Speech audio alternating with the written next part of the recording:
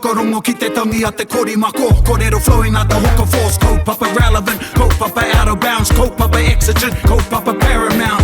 Nā ko nā whakapiri mai ki te kaupapa tino whakahira whakarongo pi kari mai. Hare mai, o Taringa hare mai. We gotta gather up close everybody. Gather up close everybody. Kani move that body. Kani move that body. E rere atu nei taku reo kia koutou kei ngā iwi, kei ngā tōpū mana. Huri no i te ika māo i whakawhiti i te moana raukawa ki te waipou na mu otira ki te ao i ngā tai o rehua, i ngā tai o tāwhaki, i ngā tai o te moana nui a kiwa, nau mai hoki mai ana i ki te punua pāho e whakapāo atu ana i te poka pū o Taringa i raro i ngā parihau. Ai, o tō tātou whareo apakura e tūnei, coming at you from the bustling metropolis of Te Aitanga. I changed it up a little bit, as I do. Yeah. Me ngā mihi kia koutou, te māngai pāho, koutou ko irirangi te motu, toi tū te reo. That's old, but hoi anō. E manaki mai nei tā tātou kaupapa i a Taringa. Nō reira tēnā koutou, o tira ngai Taringa nau mai hoki mai, whakapiripiri mai, whakatatatata mai, ki tā tātou kaupapa. O tira kei ngā Taringa hou, tēnā koutou. Tēnā koutou. Tēnei te huri ake ki tā tātou manuhiri ki tō tātou rangatira. Kia koe kei te rangatira, kei te hoa, Dr. Wayne Ngata. Doctor! Nau mai, kia Taringa, e hika, tēnā koe. Tēnā kōrero. O tira tēnā koutou. E whakarongo mai nā. Ahau e whakarongo atu nā i a Taringa. Tēnā koe. Tēnei Taringa. Ai, nā. He rita ki, ka rongo i te ingo, Lion King, when they go, Mufasa. Yeah. There's some etahi rangatira o te ao Māori, when I hear their names, I'm like that, when thinking, and when I hear Dr. Wayne Ngata, I have that same, Dr. Wayne Ngata. Nō reira, tēnei te mihi ake ki a koe, Wayne, mo e whakawātea mai nei a koe, mohio māua mātou, poke ana koe ngā tini kaupapa o te ao Māori, o te ao tonu, nō reira he mea nui kua tai mai koe ki te kōrero. Ake hei manuhiri māku, mā māua, mā Taringa. A o tira kia rongo te iwi i ngā kōrero e pāna ki a koe ki tō iwi. Engari mua i tērā, ka tukua te rākau ki a koe kia whakamohiotia. Koe e koe anō ki te iwi e whakarongo mai nei. Kia orara. Hoi anō, kouau tēnei ko Wayne Ngata no te tai rāwhiti, no ngā iwi o konei. Te Aitanga Hauiti tētahi. Ngāti ira tētahi, ngāti prau ana hoki. Me tahi karangatanga no roto te tai tokerau, tātou mātou pāpā. Hoi anō, e mihi ana ki a kōrua, e whai wāhi nei te whakawātea kia mau e tahi o ngā kōrero tēnei moka, mo Taringa. Hei whakarongo mā te iwi, ka nui ngā mihi. Tēnā koe. Tēnā koe. Tuatahi ake e tai e hika, ka hoki anō ki a koe he a tātātou kiwaha. Ngā kiwaha rānei. Ngā me ka makere mai o nguti koia. Ai, koia. Tua e tamarikane mātou, tino rongo nei mātou i tētahi, hoi tahi kōrero.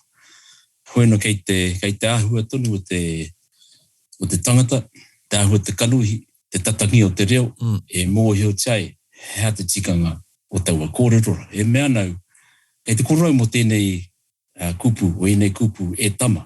E tama. Koira te pū o tēnei momo ki ngō te waha, e tama. Engari e harit mea, e tama. A mea, waku pāpā, e tama. Ka marama te tangata, hea tika o tēnā kōrero. Te ki mai, e tama. He rere ki anō. A te reo anō e tohu mai pēhea. A he wāno ka ki mai e tā. E tara nei. E tara? Tēnā kōrero tēnā. No muri nei, ka whakapotohia te eta ki te eta. I tīke, eta. Ka tāpiri he ngā tamariki, he kupu pāke anō ka et boy, era bei. Yeah. Nā ere ko uru mai a bei, a boi rani. Hoi no kau tau e tikanga anō, e tama. Engari no roto i ngā tau, ka tihina atu e mea reanga, e mea whakatipuranga, e mea tamariki, ka kia, era bei. Ka mautunu ko tērā, hei momo ki waha, he momo whakamihi, he momo whakaiti. Right. I tōna wā, he momo whakanui I te tangata. I tāhua rāne o tētahi mahi. Ka kia, era ma, era bei. E nā mea katoa, e whakapapa anō. Pēnā I tā Rob Rua I wai te maira mō kalega, ko te reka anō tērā te putanga mai, te pūtakanga mai o te kupu. Te kōrero. Mutu tō, te ko kalega ke. Hoi no. Koe nei kupu katoa, nei kōrero katoa, he tikanga, hei te mea kei te kupu ana, ke ingari kei te āhua o te kai kōrero, o te waha o te kai kōrero, o te nakanuhi. Me he mea whakanui, he mea whakatoi. Nui ko te wai, mea whakatoi. He mea whakaiti rāne, engari kāri te tangata I te mōhio te kei te whakaiti ahia, te tangata. Hei no, koera taku, he mea rite tau te ronga tui te rā momo kianga I te wā tamariki anau, tai noa te nei wā. It is kind of like shows the evolution of how it went from e tama to e te pai. Yeah, koe nā te whakapapai. Yeah, e nā, tēnā koe I whakaro pērā mo te kupu kālega. Correct. E nā te waiatara kua horapa tērā kupu. Yeah. And it's interesting that, it's a kiwa, I mohe ahau ki tērā kōrero no te tai rāwhiti, no roto I a koutou. And then I had, some saying, it's a Ngāti Pro, nāsa whāna apanui ki au nā koutou. Te tai rāwhiti. Yeah, but now it's spread, nā te waiata, kua horapa. Yeah. And then it's... E te iwa ki te ki mai te tangata ki au, hau ku whakaro mo tētahi mea, me pai kia ka mea tau, a koe nanu. E mea nau, he mea nui, he whakamihi, tau ahu. Ahua, ori te ki te e ki sometimes. I used to do it a lot, the et. Not even realizing, no te e tama. Yeah, same. It's not until you've just pointed it out right now. E tama, e tā. Kua hina E ni ki koe e tara. E tama. Ai.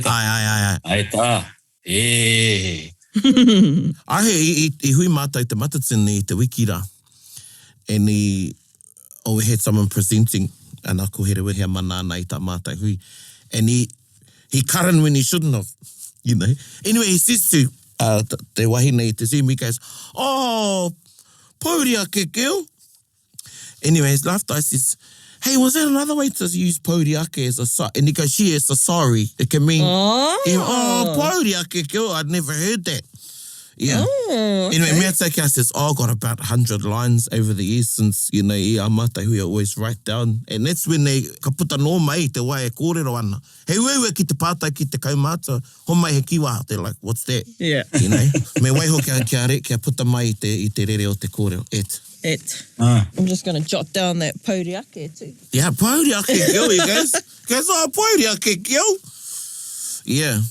Wale te iwi I a Wayne we weren't doing the ets. It might be, e tama like a whakamiharo, e tama, but not a ets I nei kōrero. I rongo rā koutou I Wayne e taki ana I ona pāanga, a meki I ona iwi.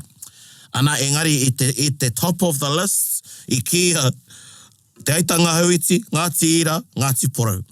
Ana koina te kru e te whānau, koinei te Iwi O Te Wiki, ko Te Aitanga Hauiti, me te māringa nui, I te mea ki au, koinei tētahi o ngā tino wahaki o tērā iwi o Te Aitanga Hauiti. Nō reira, e mihi ana e hika. Ka hoki ki a koe, me tīmata ngā kōrero ki whea, kai a koe? From the beginning. Me pēnei nā te whakapapa I ki ai ko I te tangata no he rānei. Ngā taheirua, tō mātou pāpa, tō mātou kōka, koira, no Hauiti tonu. Koe he, I tipa ke mātou I tētahi wāhi e kia nei ko taumata manu I kōpua paunamu I te araroa. I te rāpito te tai rāwhiti. I te mea, koira, te hokinga mai tō mātou pāpa I te pakanga tuarua, koira tano pāmu, te pāmu I riro I ai. Ko te momo te pāmu ne, he paripari. Yeah, vertical farming. Bueno, he wau. Engari tipa ke mātou I reira, tērā taha no tata ki te wāhi I tipa I tō mātou pāpa I Maraihara, the suburb of Rangitukia. Right. And tā ki ngā ngata, te whānau karuai. Oe, hoeno, tērā. Nō muri mai, nō ngā tau o te ono te kau, ka hunuku mātau ki te kāinga tō mātau kuia, ngā mātua tō mātau kōka, i māngatuna tata ki uaua. Nā reira, ko māngatuna noa, ko uaua noa, me pēnei i taku kōrero. He pērara te noho te tangata. Wa henui ngā tāngata i tauaua, ngā kāinga i māngatuna. Nā reira, koira ko māngatuna tētai wāhi e hui ai miki ngā mōrehu o ngā iwi. Ahua, refugees ne. Right, yeah. Ka noho ki reira. Ngā uri o ngā tira, ngā uri o te wahiniiti, ngā uri o ngā tāngata i panaia i wāhi ki atu. Te Aitanga Hauiti tunu. Nā reira, koira te wāhi no hai mātau waku tuahine. Karangatanga katoa. E no taua wā, mōheo ai au, he pānga noa oku ki tēnei iwi ki anei ko Te Aitanga Hauiti. Karau mō waia Hauiti. Taua, i awe tamariki ana. Mō tūnau ko waia ira. Te mea ki mai tō mātau māma. No ngā tira mātau. He iwi noho tua whenua. I panai atu i reira. He pērā te noho. Nā reira, ko Hauiti he pōtiki. He pōtiki no tana whānau. Me pēnei nā te kōrero, te whakapapa, ko praurangi o hau. Rākai pō manutangi rua, hingangaro. Ko te hingangaro, he tangata nui i tōna wā. Nāni whakatū ai a te rāwhioro, tō mātou whare wānanga i taua wā. Koeno, ka hoki atu ki a praurangi i wēroa, tukurau wahine iwi pūpū, iranui, rāua, kahungunu. He tuahine, tungana. Ko iranui, ka moia hingangaro. Right. Ko iranui tana wahine iti, tana wahine tuaru. Whānau mai, ngā tamariki e toru, ko taua, te mātāmu. Nā taua ko apanui waipapa. Nāna ko rongo mai huatai, nāna ko apanui ringamutu. Koira te whānau apanu. Taua tērā, ko tō muri ho ko mahaki, he nui ngā mahaki, i te tai rāwhiti. Engari ko tēnei mahaki, ko mahaki e we karoro. Koinei te tino tipuno Ngāti Parau. Ka heki i aia, whanau rākairoa, te ahore whanau rākairoa, ngā iwi, ngā hapu i roto o waiapu, me ki. Ko te pōtiki ko Hauiti, koinei mātau. Noho kato ngā te tokotoru nei ki Uaua, ki ngā pā o tēnei takiwā. Hoeno, te mohokura te ahua te noha te tuakana me te taina me te tuakana. E tohe whawhai hea harana. Hoina ka paki ke haere ko te mahi nui i konei i taua wā ko te hauika. Hika te hauika. He kaharo te momo kūpenga. Ka haere te hika. Te mahi a te pōtiki, koira. He hauika mā ngā tuakana. Rite te pērara. Hoina ka hoha.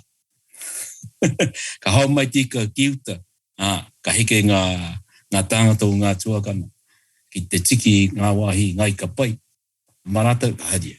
Koina te kōrero mai ki a māta. Te rape he kōrero anu a ngā tuakana. Kāti, ka pērara, whai whakaro a Hauiti, me pēhea. Ko tana whakaro me pēhea, e mutuai tēnei momomahi a ngā tuakana. Nā reira ka haere atai ki tūranga. Kia kite tētahi tohunga ki reira ko maru ka koa. Me te tono kia akua ia. Kia mau ia ia tētahi huetanga. Hei kai whanaunga. Kia mau ia ngā mamomo krake e kēne he krake a kai whanaunga. Ko pērāna. Ka mahia ngā mahi. E te maru ka koa. Ka mahia ngā mahi. Ka mau a Hauiti ki roti tētahi whare nei. Ka mea te hina ki roto. Ka tahuna. Kia puta te auahi, kia mau te auahi ki roto i te wharera. Hei whakamātautau. Hei whakamātautau i a Hauiti, mea, ka nohotoni ki reira, ka re puta, te aha. Hoeno. He ha te hina. Hau e whakamātautau, ka ki ai, ka akua ia, ki ngā krakia, kai whanaunga. Kia ora. I whakamātau i tana hiningaru, tana ngā kau, kia tāe e ia, ona tuakana, te patu. Koira te tikango tāna mai. Nā reira, te hokinga mai, ka haere no te hika, ka tukua te kahaloa, hao mai te ka kiuta. He wāhi kone, kia nei ko waifero. Hao mai te ka ki taua wāhira, ka heke ngā tāngata, ara, ngā hapu o ngā tuākana ki te tikika. Ka mau, ka haere ki roto i te, ki roto tonu i te kupengi tikika. Ka mea Hauiti, whitia. Kia whitia ngā kaha o te kupenga. Ka whitia ngā kaha, ka mau ko tika, ko te tangata hoki ki roto i te kupenga. Ka patu-patu. Ka patu-patu haere ngā toa Hauiti. Ai o rātou tuākana tunu. I reira ka mōhio te haeta. He pakanga te mai. A tīmata te pakanga, i reira. Ka ki ai taua pakanga ko te kaha whitia. Nā, e hei te mea ko tahi te pakanga, engari he nui ngā pakanga. E tahi katoa, e tahi ka hinga. Atui kone i uawa ki te kawakawa rāno, te arorora, i te tairāwhiti nei. I te wāno i a Hauiti, i te wāno i ana tamariki, i te wāno i ana mokopuna. Ka pērā te mahi. Nā reira, ko ngā tuakana, taua rao ko mahaki, mea o rāua hapu, ka panai atu ki mā ngatuna, i kōrero tia ea. Ka noho ki reira, te tahi pā, i kia nei ko o whao. Ka noho ki reira, ki te taha no o e tahi, te whānau tuatahi o hi ngāngaroa. Te Wainiti, he iwi nui a te Wainiti tōna wai te tairāwhiti. Ko taua totora, e roto i a mātou katoa te tairāwhiti, te Wainiti. Engari, ka haramai he reanga hou, ka hua panapana haere, i ngā iwi o mua, ki tua, i tahaki rānei, ka mate rāne. Nā reira, ko te Hauitina, ka anuhai a ki Iwawa nei, me te whakatūtū haere ana tamariki, i etahi wai ki whangara, te mātāmua, hine te rā ki whangara, ko tana, me ki tana ringa kaha, a kahukura nui, tana tama, ki mārau, tata ki a naura. Ko te tama a kahukura nui ko tautini ara ki a naura. Tate ki tokomaru. Kia ora. Mā rāua, mā rātau, e tia ki te rohe. Ko e tahi ki tua, e tia ki nei te rohe. Pretty big rohe. I ngā reanga mai, o i ngā uri, i ngā mokopuna, taua rao ko mahaki e karoro. Nā reira, koe rea tāhua e taua. Koe rea hoki tāhua o tātau iwi, putanua. Ana. Tuagana taina. Ka tohe, whawhai. Kia whai manai, tētahi. Ki ngā kai, ki ngā whenua, ki ngā meki, ki ngā rau o te whenua, o te wairane. E pērā anui kone. Nā reira, mai taua wā, ahua tekau mārua, tekau mātoru rāne ngā whakatipuranga mai a Hauiti ki Naiane. Ka nohoa uawa hei meki, hei kāinga, ko te kāinga tunu o Te Aitanga Hauiti. E tahi wā, ki mai ngā mea o te pōrauri tūranga a Te Aitanga Hauiti ki reira. E tahi wā, ngā mea no o Tokomaru he pānga no o Te Aitanga Hauiti. He pērā i koro mai koe mō ngā iwi o te taitokerau. Ai te mōhio atu, he nui ngā iwi o te taitokerau. Engari, ko te iwi nui e mōhio tia whānui tiana o ngā pui. Ki te mōhio tia e tangata o te taitokerau, ka kia e ngā pui. Hei te ngā pui. Ngāti rānei, ngāti wai rānei, nai tokoto rānei. Nā hei pērā i kone, ka ki te tangata o te tairāwhiti au, ka mea tai, no ngāti prau. E wai ngāti prau. Engari, arano e tahi iwi. Ko oku nei, Te Aitanga Hauiti, ngāti ira. Ngā mea no roto tūrau. E nui ngā iwi roto tūrau. Nā reira, kei te marama mātau o Te Aitanga Hauiti, he taina mātau, he pōtiki mātau no mātau tuakana. O ngāti prau, me te whānau apanui.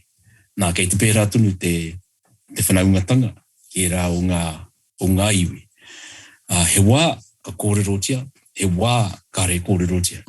Nā reira, koe nei te Hauiti e kōrero no. Nei au, koe nei Te Aitanga Hauiti e kōrero tia nei. Hoi no, kia ora rā.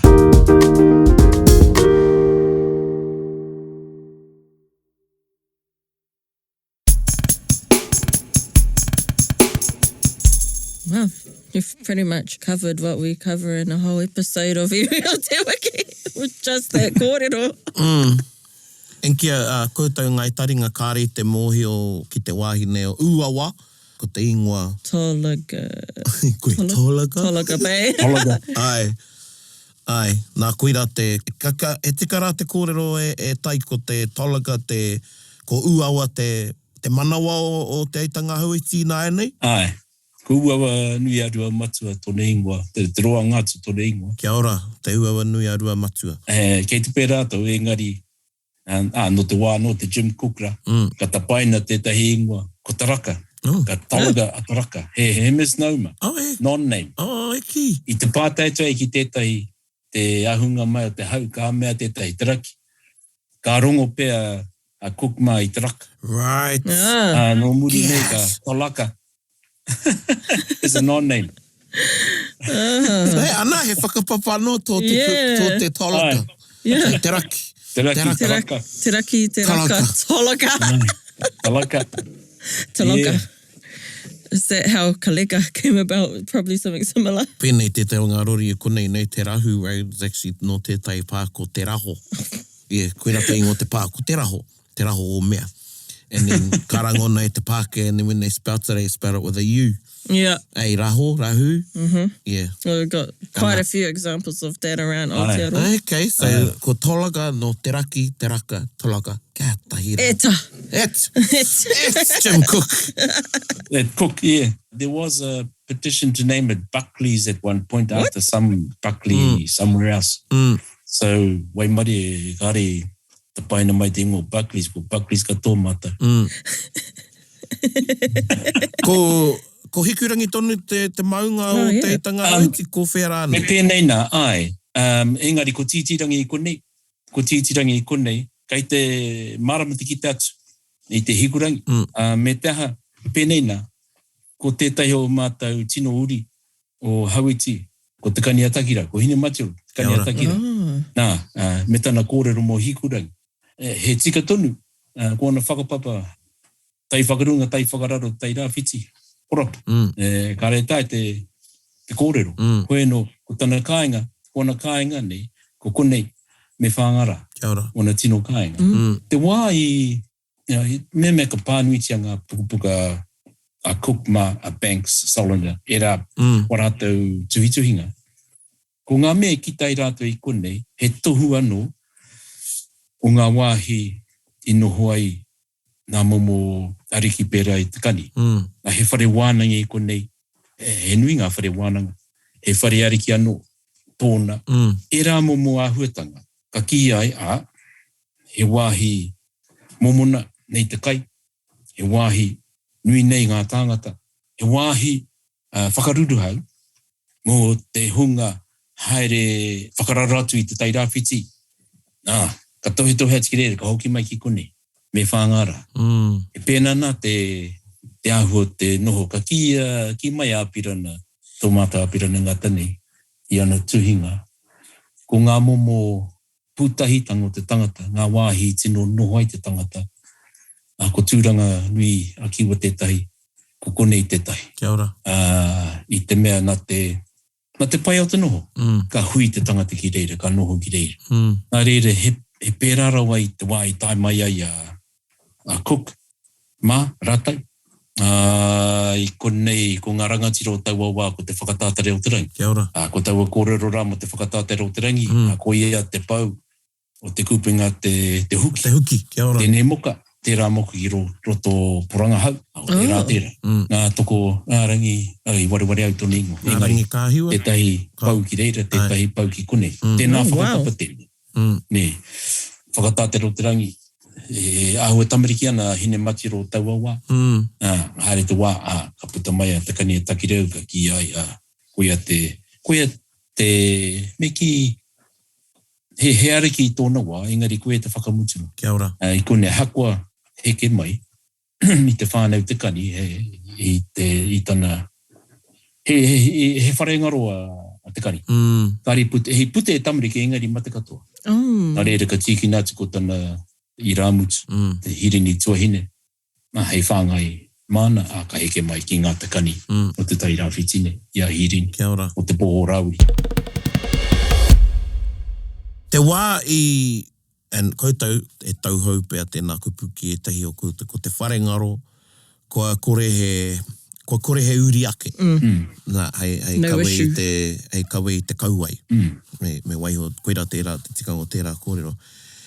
Hoa, te wā I tai a mātene te whiwhi, ki roto I a koutou, ki te kōrero ki a mā te kani, me ka noho mai a hei kiingi, I whea a te kani I tērā wā, I uaua, I whāngara rānei ki tō mōhio, he kōrero kei... Karau tino mōhio, I whea ia I taua wā. I te mea I taua wā anō, he nui ngā raruraru I te tai rāwhiti. Nā, ka pute te raruraru ka haria a te kani ki manutuki ki tūranga. Right. Ki reira no Hawaii. Wow. I te mea, te whawhai mātau hio mātau karangatanga o Tokomaru. Ai. Te wā I hine matioro, hara mai a Ngāti Prau. Ka horo te pā I Paurawa, ko Paurawa te pā o hine matioro. Ka heke a hine matioro ki te wai, ki runga waka, te haere, ki whangara, ka tahuri te waka kamate. So, e rā e taua wā, I tūranga ke a te keni haria ki tūranga.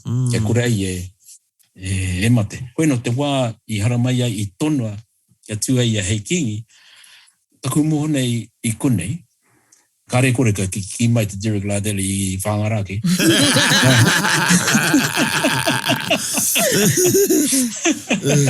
Pona,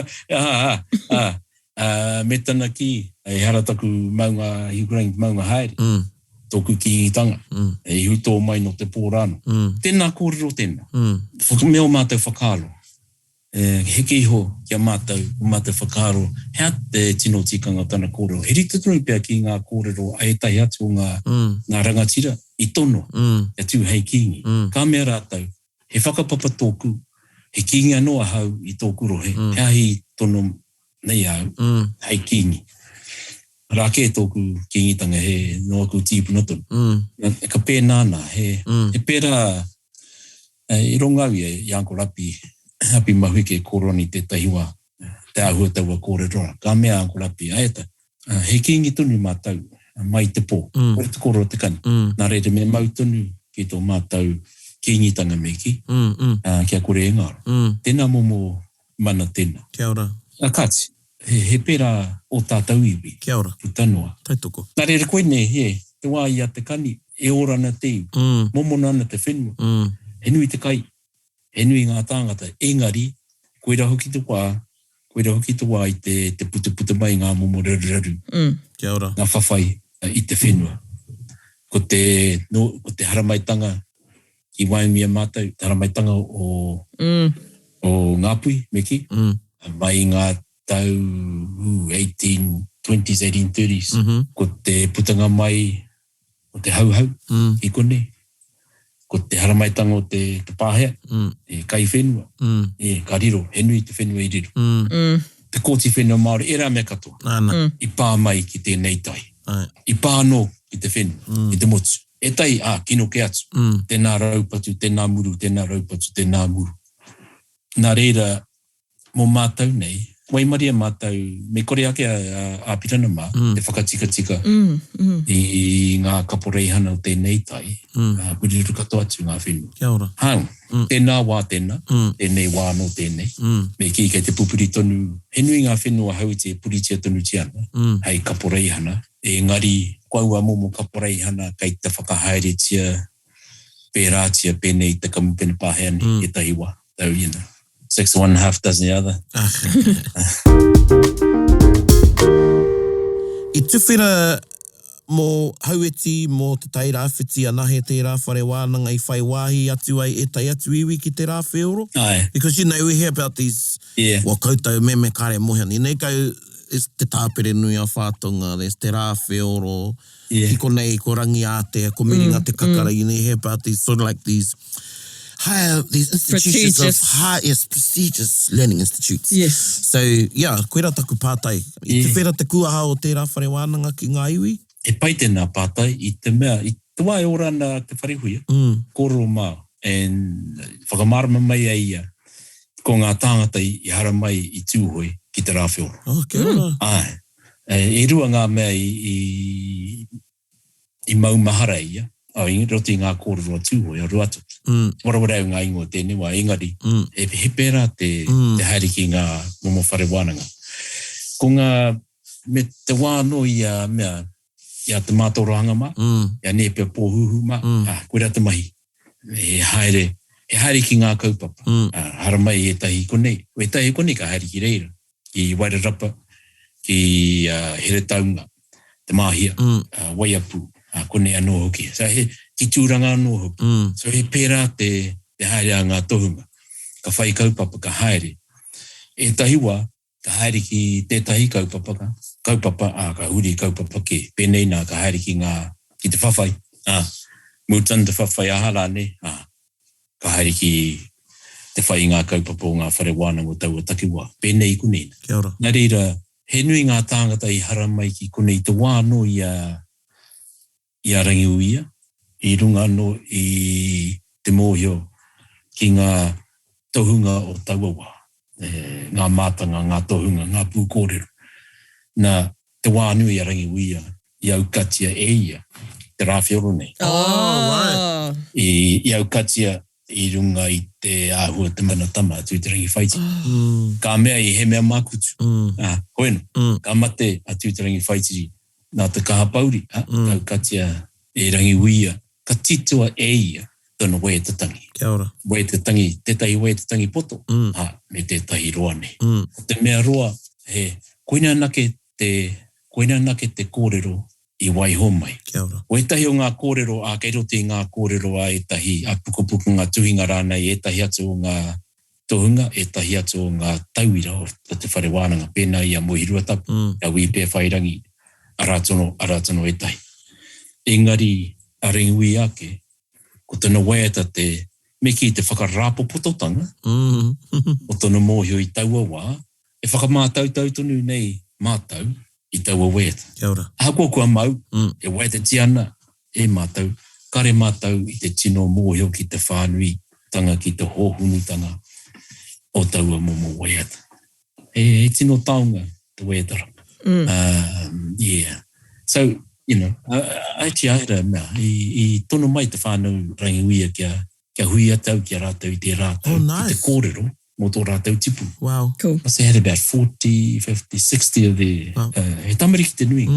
And they wanted to know koi tō rātou tipu.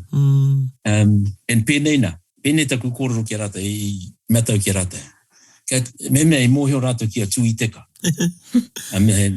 Ko ngā pake ki reira mōhio ki a tū i teka. Matau, well, koine e tahi ngā kupu i wai te hiana e tui. The more I find out, the less I know. The less I know. There are more questions than answers. That sums up my real journey. You know, the more you find out about rangiuia and te rāwhioro, the more you realise, you know, bugger all. Yeah. I've been literally, you know, I'll be honest here, literally, I've been studying tangia rangiuia for the last 35 years. And, you know, he pono taku kōrero, the more I find out, the less I know. Yeah. So tēnā momo tēnā, and he momo tohunga no, kei roto I o tātou iwi kata. You know, there's, all our iwi had those people. Some might still have them, I'm not sure. Taku, e hoa taku hononga ki te waiatara, ko te korau o taku wahine ko mētera I mōhio koe. I o taki raka, I aia te whiti ngaro rā I roto I a koutou mō tētahi wāro, koira takurongo. Ana ka tūtaki a apirana ki a mētera, koira te missing puzzle, ko te korau tēnei o ngā hui a mētera te ao mārere. Yeah. Cool. Yeah, so I just thought I'd let you know that. Tika tunu. And yeah, hey, e roa apirana e koikoi ana, e kimi ana I ngā kupu. Because the ones at home only had certain verses. That sort of shows to me the extent of the o te rongo nui o tērā waiata. Tuata I tuarua rānei I te mea ko ngā koraua o taku wahine he tohunga. Ākua nei pia I haere rātou ki te ao whioro, te rā whioro I tōna wā. I taua wā. Yeah. Waikahua, waikatohu. Yeah. So he pērā te waiata ne, ka haere te tangata, ka haere te kōrero, haere te waiata. Yeah. He whakawhiti. He wānanga. Kia ora. I'll use the example, Ruka. Ruka Broughton. Wai ora nei. Nāna I ako mai a pōpō ki ao. Kia ora. Pōpō. I roto o Te Aitanga mahaki. And pata tau ke, nā wai koe I ako. He said, nā tana krau. He mea haere. I said, apai. Yeah. That's what I try to either say ki ngā rangatai. Te wā e ngā tūpuna, he whera hoki rātou. The number one hits of the time. Yeah. Ngai, ka horapa. Pērā e nei. Oi. Nā te pai o te kupu, e rā mea katoa. Would have been like, you know, back when in my younger times when we used to replay the tape or the CD over and over again to write down a lyric. You would have been singing those waiata to each other over and over again. And of course, you know, you have a apa nui ai te tai honunga nui ki te... Rāwhiro. Yeah, Yeah, that's what I wanted to bring up. I was lining you up, you know. So Apanui, to get into Rāwhiro, paid with a pretty extreme price to get in, Yeah. with his finger and the kakahu te ngai o Yeah. tū ki Rarotonga. Yeah. Were there, do you know of any other extreme tuition fees I think like you need that? to unpack that. You both need to unpack that because kei te whakarongo mai tiwi, they were going like, what? Yeah, Like, okay. kei te moi o kōrero, but... Well, I feel like Wayne will know a lot more about it than I do. Actually, that's a good one because if you think Rongomai Huatahi went over to Eastern Bay, ka moia Turirangi. When she married Turirangi, she got an immediate ope taua, Wow. Turirangi's sons.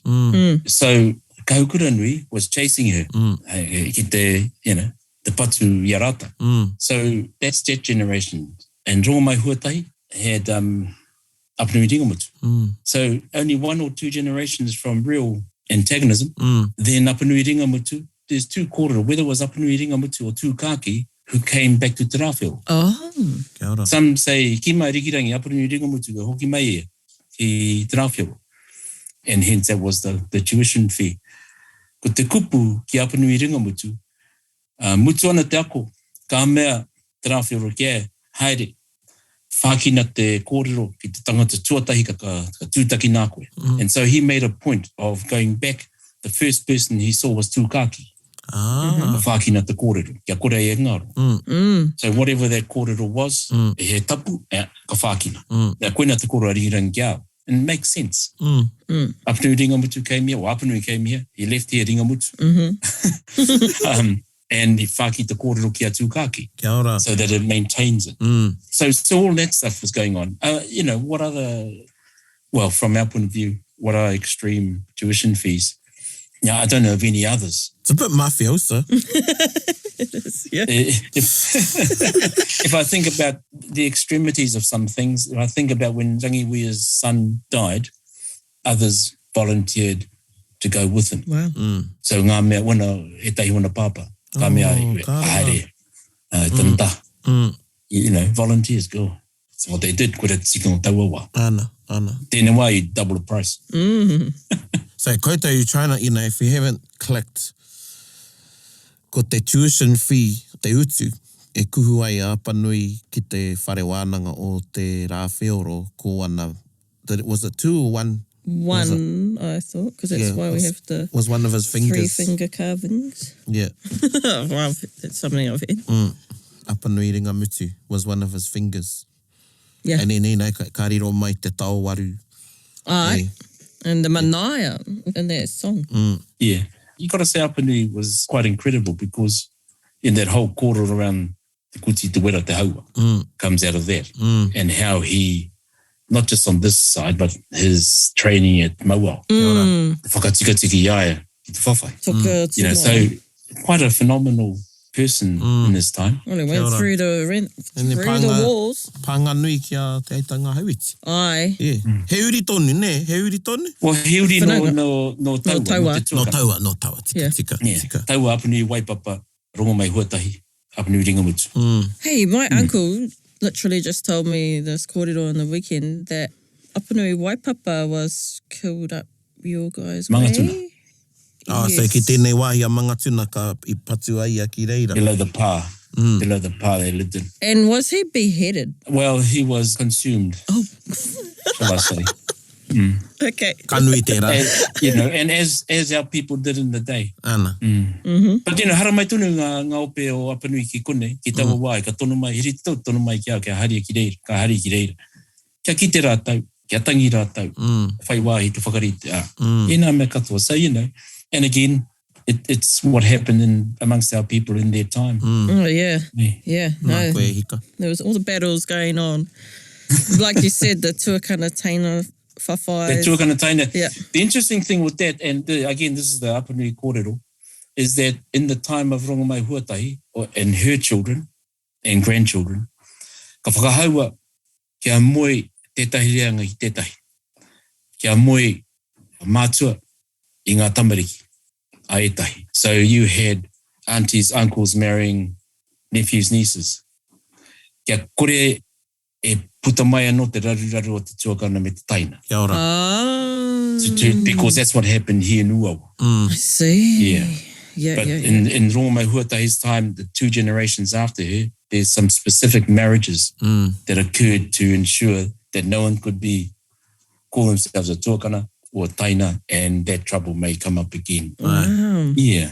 So, Ana ka puta koira hoki te whakatau ki ne, e moe koe tō tuahine. E moe koe tō tunga ane. Ai, moe koe tō tunga ane. Yeah. Ki te riri a koe. E riri ana. Ai. And yeah, e te whānau, you know, if you've just jumped into Taringa and you haven't heard te whānau Apanui episode tēnā, me hoki ki te episode tahirau te kaumawha, 114, Iwi O Te Wiki, te whānau Apanui, ana kōrāwari Waititi te kai kōrero. Yeah. It wasn't too kauaitangohia saira rei, tuahine. Oh, it was all about kauaitangohia. Yeah, pretty much.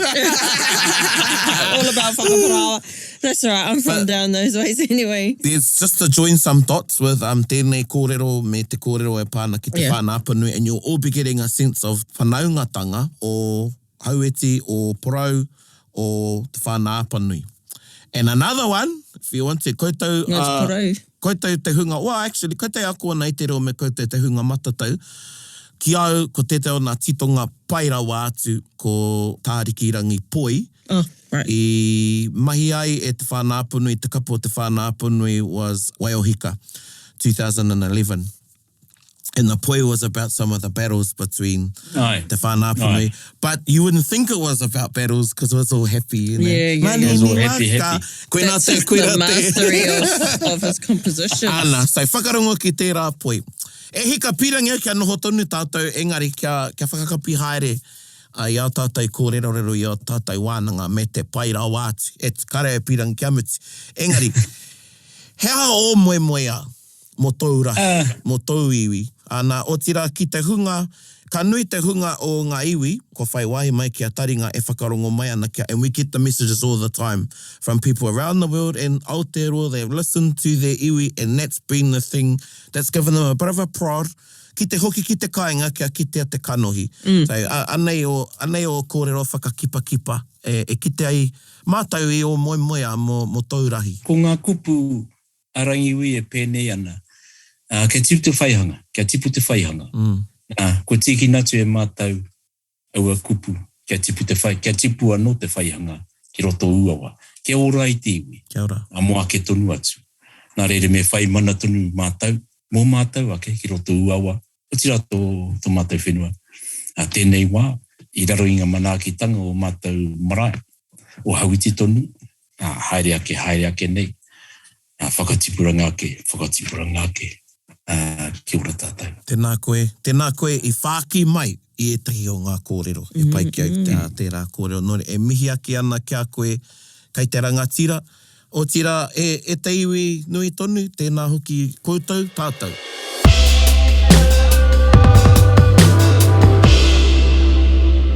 Nō rere te iwi kia tahuri ki te waiata o te wiki, and it's another te whānau Apanui one.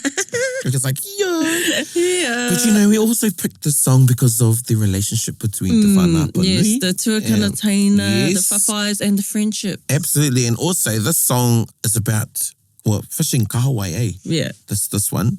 But I like too that it mentions the kaharoa net in one of the, let's see if we can pick it out, and Dr. Wayne Ngata referred to the kaharoa part of his kōrero about Hauiti. So that is, you know, and it's a cool song. Yeah, it's a jivey song. And we were jiving. It's no reira. Whakarongo mai.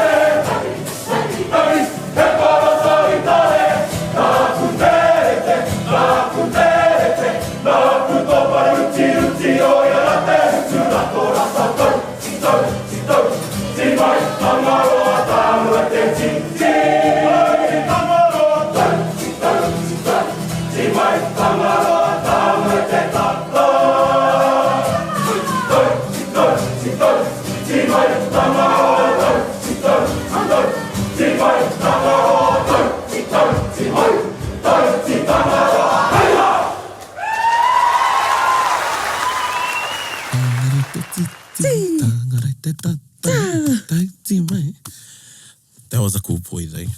Yeah, all of the Apanui boys are cool though. Yeah. Well, some are cooler than others. Oh, Nah, yes. You're right. They've all been cool. Even the slow one they did in, I think it was Pōneke. You know, all the hakapuffs are going to be listening going, come on, Prani, you should know. It was a Hawaiian tune. You've probably done the most Hawaiian tunes too, out of all the kids. Yeah, but okay. Didn't know that. koe ra te te o ngā tino kapa ki au. Hoi anō koe ra te Waiata o te Wiki e te iwi. Wow, that was rawe a tātou wānanga, ngā kōrero mo te Aitanga. Yeah. He's cool, like such a calming presence. I could have kept listening to him for way longer. I'd love to have him back on the show. So, Yeah. ko te tumana ko, kei te that's why- whakarongo koe ki tēnei, Wayne, and kei te wuka, you're going to be getting another call. That's why when I saw his name on our list, I thought we were actually going to be talking about a tikanga 101 or something. Because, you know, he's just that knowledgeable. Ana, tika. And do you know what? Yeah. The really cool thing that I like about Wayne is that, yeah, he's really brainy and all that, but he he also gets out there and does the mahi. I was photographing this Maungatu Moana event a couple of years ago, and at the start of the race, the contestants have to run or walk up Hikurangi, and then go back down there, bike along the Waiapu River, and then end up running or walking the last bit out to Tūparoa. Ah, I think Te Ururo did that one. Yes, Te Ururo did it the same year too, Yeah. when the particular year that I was there. And yeah, Wayne done it. And he also, the reason I know Wayne is because we went on this hikoi together, Te Aroa Tamahai. Ah, Yeah, o up Tamahai. to Te Waitaputua, and that was a Oh, that one, I remember you mission. talking about that one. Aye. Yeah, te whikoi. Yeah. Yeah. We're actually supposed to do a different one that was going to take us from our Awarau Kōkore to Hikurangi, but the weather was bad, so we did Yeah. the Tamahai one Kia ora. instead. Yeah, and you know, I was sharing with Erika, you know, ka pātai mai e tehi ki au. Some asked me, who are my iho pū manawa? Like, and I say, koia te tehi? You know, yes, I have iho pū manawa. And some of, you know, and they are living, they're not all, and koia te tehi. And for those reasons, you know, e hoki ana aku whakaaro I au e haere nei hei tauira ki te kōrero. Not that long ago. Maybe 20 years ago. And Wayne was koe te tai ho ngā pauako i te rā wā. He's fresh as well. You know, he's always got a different perspective. And I aia te whakamaori. And I just really enjoyed his whakamaori class because he changed it up. Cool. And yeah, me taku mōhio tērā, se te taha ki te reo, engari koe te tehi o ngā tohunga ki tēnei me te mō tētea. Yeah, tohunga ake nei a rāwatangi ko taku tuahine a Horiana, a Georgie. Yeah, and ki au, yeah, koe te tehi o ngā tohunga ki au o te ao Māori. Nō reira, e rere tonu ana ngā mihi kia koe e tai e hika e te rangatira. O tira e ngauri o te Aitanga Hauiti, whether you were listening here in Te Ika Maui, Aotearoa, te waipoina all across the seas. Yeah. Kia tipu te whaihanga. Kia tipu te whaihanga. Yeah, and you know, I'm thinking... E tama. E tama. I'm thinking, ko te whaihanga te waihanga, ne? Yeah. And I found it interesting that o ngā coasties, kua rangona e au, he's quite a bit of WA. Yeah. Yeah, e tahi o ana kupu. And it wasn't me, that was because koia tērā. But koira, kia tupu te whaihanga, and I believe there was something in there for everybody, but particularly you, our listeners, that are Hauiti. I know. Ana. So koira, ka kupu whakamitinga, e kōrero whakamitinga ai te hine. Ka. E tama. E tama, kua matu. And e tama miharo katoa nā kōrero. Koe no e rere tonu ana ngā mihi kia koutou e te whānau. Ngā mihi nui kia koutou e tautoko tonu mai nei i a Taringa me kore ake koutou. I runga I tērā e mihi ake ana. Hei kona mai rā. Hei kona! Bit whakaronga pi kari kari. Gather up close everybody buddy. Taringa, taringa, taringa. Yeah, tahuri mai ki o. Whakarongo ki te tangi a te korimako. Kōrero flowing out the hook of force. Kaupapa relevant, kaupapa out of bounds. Kaupapa exigent, kaupapa paramount. Nā kona whakapiri mai ki te kaupapa tino whakahira hira. Whakarongo pi kari kari mai. Hare hare mai, o Taringa hare hare mai. We gotta gather up close everybody. Gather up close everybody. Kani kani move that body. Kani kani move that body. Taringa, he mea tuku nā te wānanga o Aotearoa. Ā, nā te māngai pāho me irirangi te motu I tautoko. To listen to more episodes, search for us on your podcast app and subscribe, or follow us on Instagram and Facebook. Taringa, whakarongo mai.